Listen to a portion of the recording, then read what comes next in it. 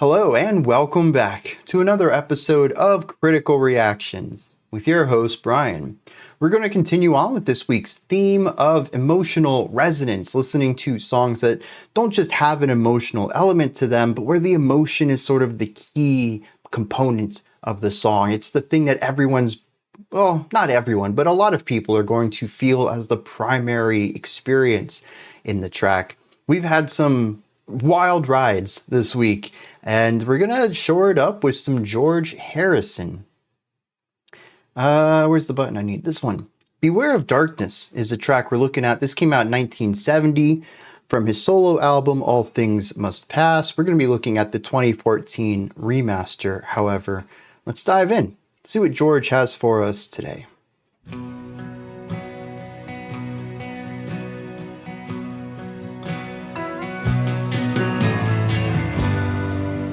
Watch out now, take up your word, falling swingers,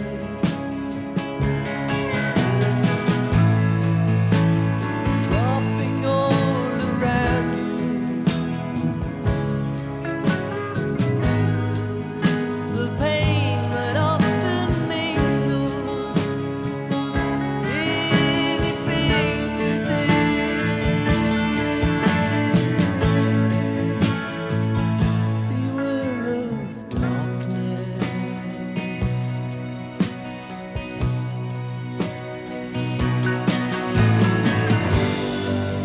Watch out now, take up the word, the thoughts that linger,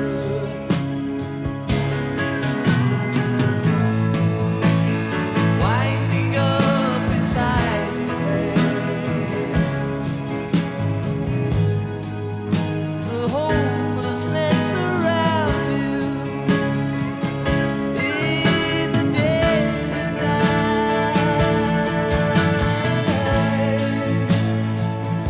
Beware of sadness, it can hit you,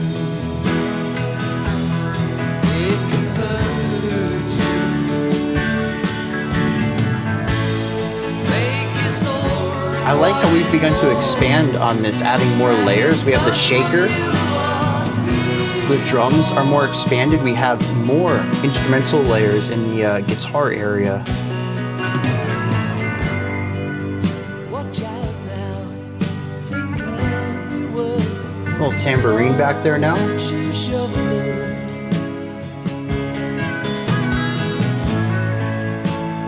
dancing down the sidewalks, as each unconscious sufferer wanders aimlessly.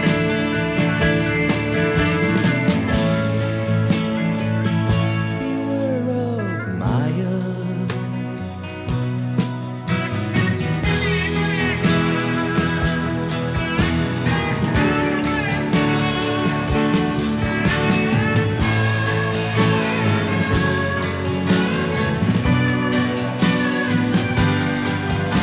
It's a lot of moving parts. We have the bass, the side guitars, and the new lead guitar. Watch out now, take up the word, greedy leader. Little bits of darkness that lead to brightness, finding your way out of those moments. They take you where you should not go. While weeping at the cedars, they slowly grow. This little bit of uplift after the drearier chords is such a nice progression. Beware of darkness.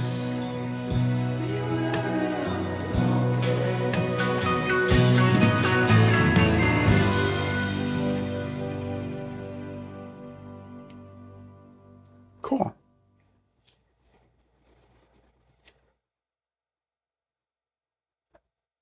All right. Yeah, I enjoyed that. It's kind of short and sweet and to the point. it's one song that kind of focuses on a single idea. We don't really see too much variation on the idea. We get the drearier, gloomier chords. We get those bluesy licks off on that left guitar. We have these drearier ideas get swooped up into these more positive, joyful, hopeful chord progressions. And then we get the dense layers in what I'm going to assume is a chorus of sorts, where we bring in the lead guitar, where we bring in the auxiliary percussion, the shakers, the tambourines. I even think at one time we had bells. It wasn't something that I heard a lot of, but a couple of isolated hits, maybe on beat one of a couple of bars in a row, where we just got this very bright, metallic, shimmering sound. And that's it. Like, we have the verse, we swoop up into the chorus, all the layers, we bring it back down. We do the chorus again, we do the big layers, we bring it back down. It's not a song that aims to do anything beyond what it presents itself at the beginning. If you've heard the first minute, you've heard all 4 minutes. And so I think this analysis segment's actually going to go by it rather quickly, since there isn't a lot to dive into on like the linear fashion. There's a lot to dig into vertically when we look at what each section is doing, but once we kind of go through the verse and the chorus, that's it. So let's start there. The song opens up, like I mentioned, chord progression a bit on the drearier side, definitely feels heavy. Our tempo is a bit on the slower side. I'd say we're probably about 70 or 80 beats per minute here. Just a little bit above like the normal, like 60 to 65 to me is middle ground. So a little bit faster than that, but we're not really in fast territory here. The chords feel heavy and weighty. The song has a bit of a dragging of the feet feeling just from these opening sounds. We have some chord shaping going off on the right. We have a guitar that's just kind of coming up the chord, coming back down the chord. It's playing the chord. It's giving us our harmonic information, but not just strumming the chord outright. There is melodic elements to it. Then we have the bluesy guitar over on the other side, and that's just giving us these really nice twangy melodies. Little ornamental ideas, 4 to 7 notes at a time, and then taking some time off and coming in a little bit later, 3 beats later or something, I'll play something else. And I'll take some time away from that. The bass is centered, just giving us nice, solid, low-end support and more harmonic information. Not really playing anything melodic, but much like our right guitar, giving us information about the chords that we're in. The drums are incredibly simple here, designed primarily just to give us a beat. Keeps the song moving forward without ever taking the attention away from all of the harmonies and textures that is crafting this atmosphere here. And then we have the vocalist. There's a nice warm resonance to the voice, but there's, I don't know what to describe it yet, weariness to it at times. When the chord progression swells into the more hopeful, positive elements, you can hear the voice brighten up a little bit, almost as if it's projected more, maybe a little bit more nasally, just to bring some brightness out in the tone. But aside from those moments, it just kind of dips, it drags, it just is.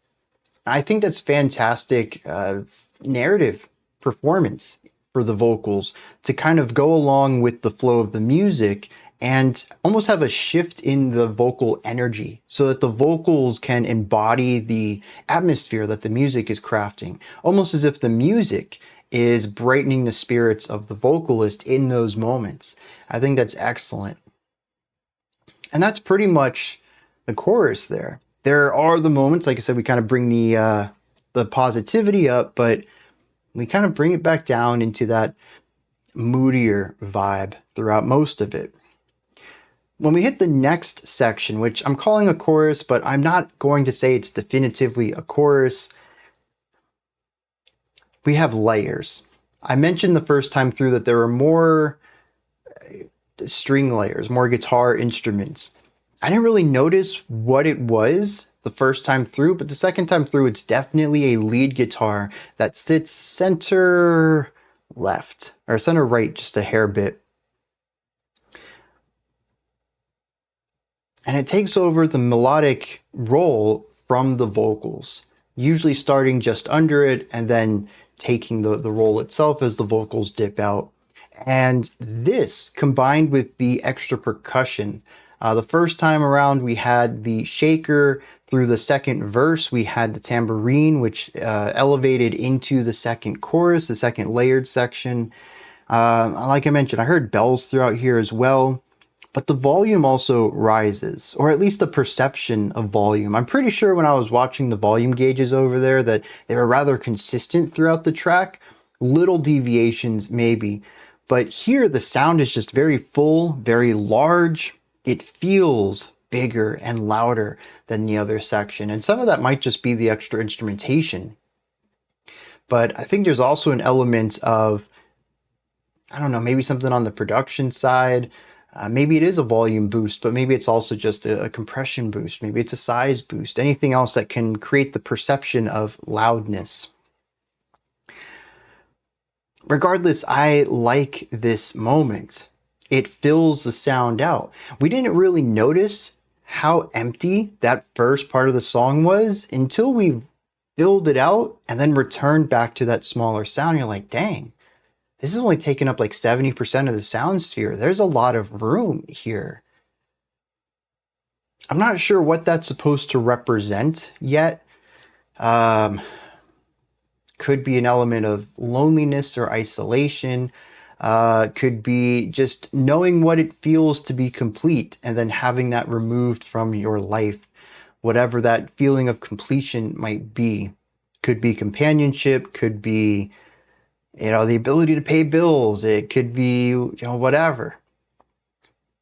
Just having that, feeling complete in life, and then having that element removed. Kind of returning to a place that's more, well, even we could take this in a different direction where the verse is more of a feeling of peace, of calmness, and the chorus isn't filling it up. It's overwhelming at this point, and it's nice to return to the less layers. It's just less complex, less complicated, less stressful. It could be the difference between a chaotic week in your life and a return to norm. So there's a lot of different ways to read that. And like I said, I'm not sure which way to take it yet. We'll see if the lyrics might help direct us anyway there. But the feeling of growth and expansion and decompression works really well in this track. I think it does a great job of giving the song an element of pacing and progress, almost like breathing. You breathe in and you breathe out. And the song feels like that, moving between these two different modes. Yeah, a lot of great things going on there. Otherwise, though, I don't think I have much to add to this. I think it's a fantastic song at bringing along two opposing ideas, or maybe not necessarily opposing, but contrasting ideas. Having the large size versus the small size, the darker elements versus the brighter elements, the sheer volume and layering, just having more complexity at times and less complexity at times.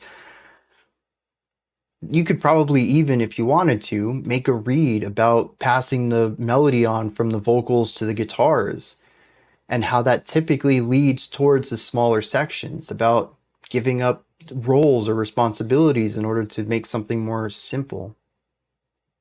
Again, I don't have any lyrics to go on yet, so we're going to dive into that right now and see how that might change the way I perceive the music. But as of right now, I think this song does a fantastic job just on the musical layer, already introducing concepts and ideas and feelings. And it does so with ease, with just two ideas, very little variation on them. So quite impressive. Let's dive into the lyrics. And much like the music, which is pretty straightforward with what it's trying to say, the lyrics are also very straightforward, surface level. It talks about beware of darkness. The first verse says, watch out, take care, beware of falling swingers dropping all around you. the pain that often mingles in your fingertips. Beware of darkness. So I had to look up what a falling swinger would be, and apparently swingers were people who had a lively and fashionable life, goes to a lot of social events.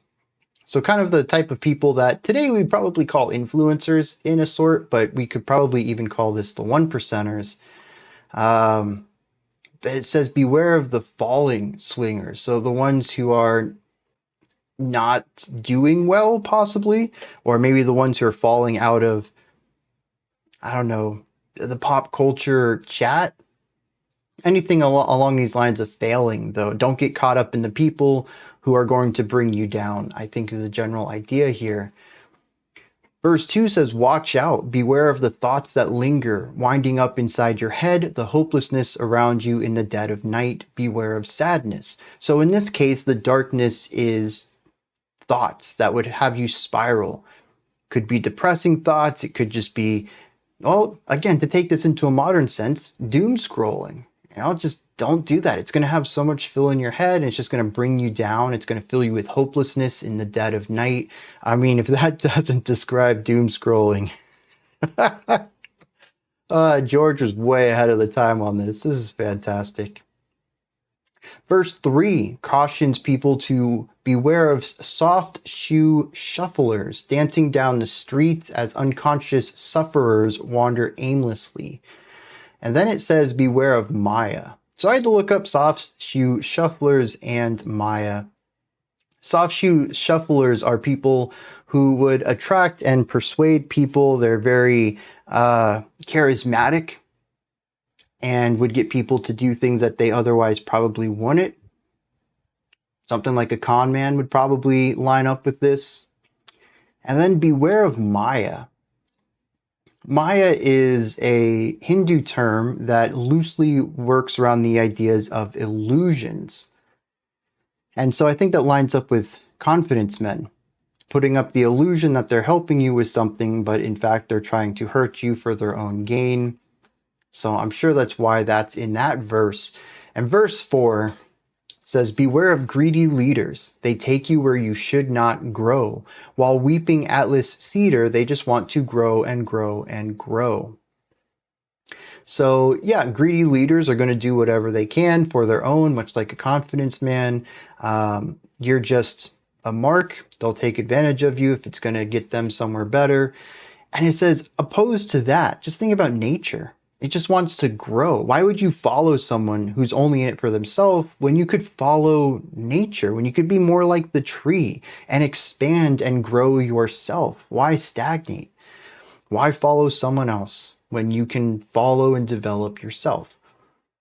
So all four of these verses are just saying there's a lot of darkness around us. There's a lot of ways for us to lose our path, and people who are more than happy to help us with that.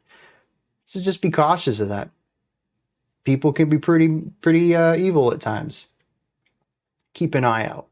The bridge, which is what I originally called the chorus, says it can hit you, it can hurt you, it can make you sore, and what is more, that is not what you are here for. And I really love that. It goes along with the ideas of paying attention to the trees around you and trying to emulate their ideas of growth. So we're not here to be hurt, to be beat on, to be abused, to be corrupted, to be used. We're here to grow.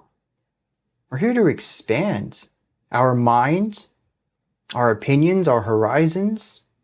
We're supposed to connect with those around us. Don't be taken advantage of. Always aim for growth and connectivity with your community. And I think that's a fantastic message. And I like how so much of this song is coded in darkness. Musically, like I said, a lot of this is darker, bluesier vibes. And then we have these bright, vibrant, joyful moments that dip down. I don't know if this song is necessarily aiming to be it's not aiming to be fear-mongering, but it does focus on the negative for a majority of it. There's really only two parts of this song that really focus on positivity. Everything else is beware of those around you. And so I think it's interesting that so much of this song mirrors that there is so much darkness in this track, but there are these vibrant moments. And the message of the song is to seek those vibrant moments out and grow within them. And that's just gorgeous. This is a wonderful song, and I'm glad y'all had me listen to it. So those are my thoughts. Beware of Darkness by George Harrison. Let me know what you thought of this track, if there's anything that stood out to you, anything that you'd like me to, or anything that you'd like to add on to what I said, or maybe correct me on if I misspoke about something. Just put all of that into the comment section and any other thoughts you might have. Above that, in the description box, you'll find a link to Linktree. Takes you here. You can find links to my music, ways to support the channel, a link to the Discord server, and so much more. Above that, if you could, like, subscribe, and ring the bell. I greatly appreciate all three of those.